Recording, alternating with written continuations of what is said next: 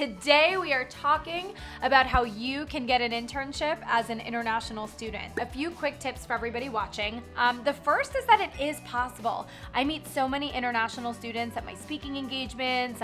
We have a lot of international students commenting on our YouTube videos, applying for internships. And the first thing to know is that yes, it is possible.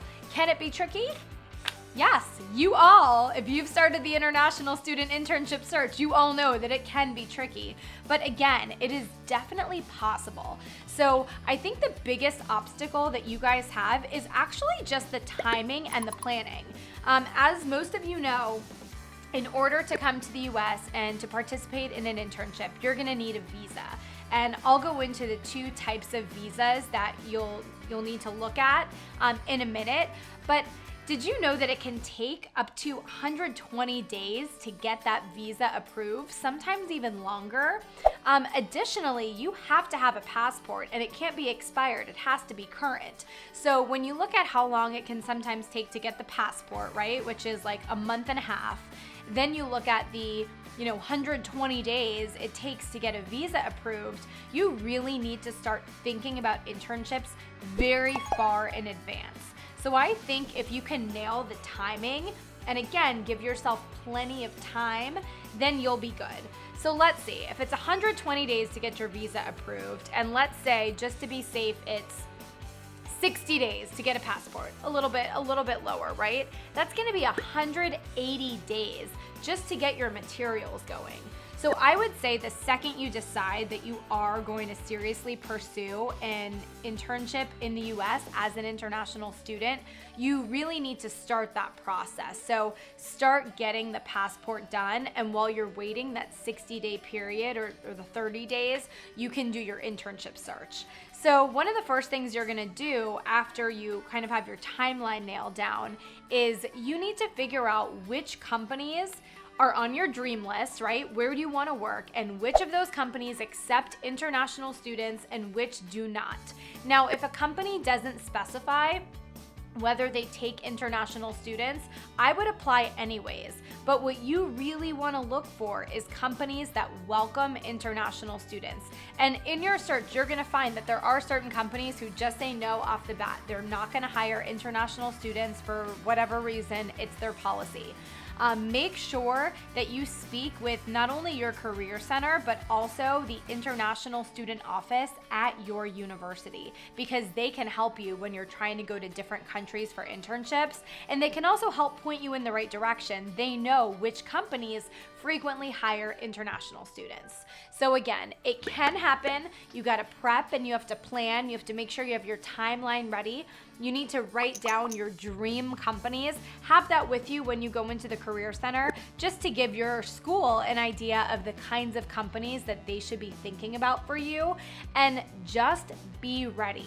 It's not easy, but it can be done. Okay, there's two types of visas that you should look into when you're considering internships in the US. So there's a J1 visa and an F1 visa. Let's talk about the F1 visa first. The F1 visa is what you look into if you're thinking about going to school or planning on enrolling in a university in the US.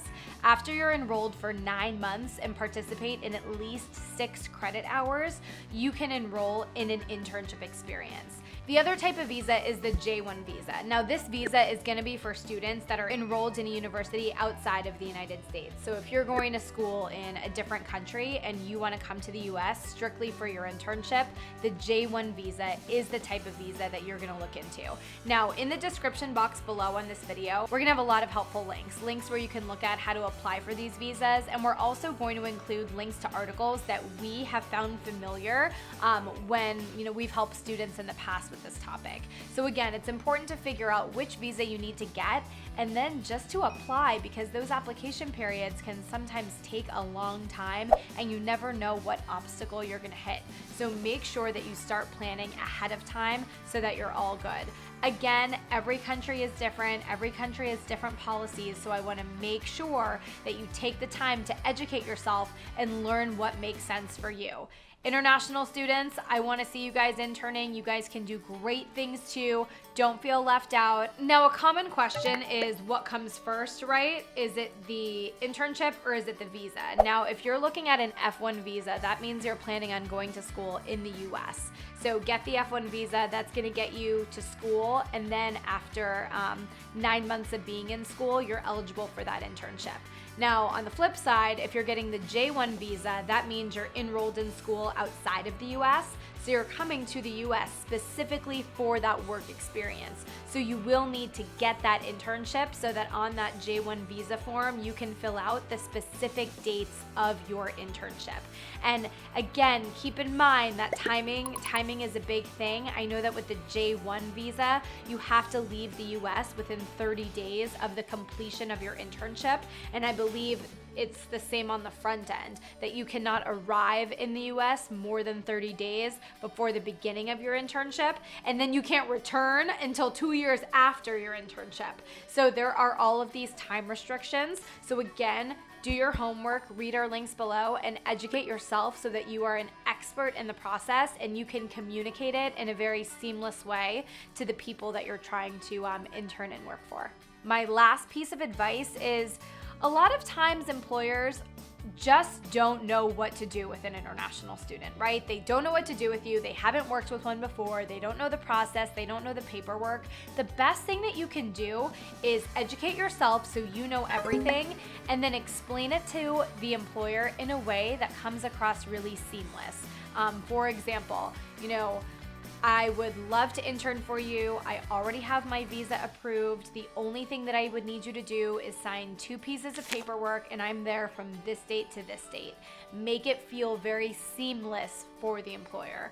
Good luck. I know you can do it. Let me know if you need any more help.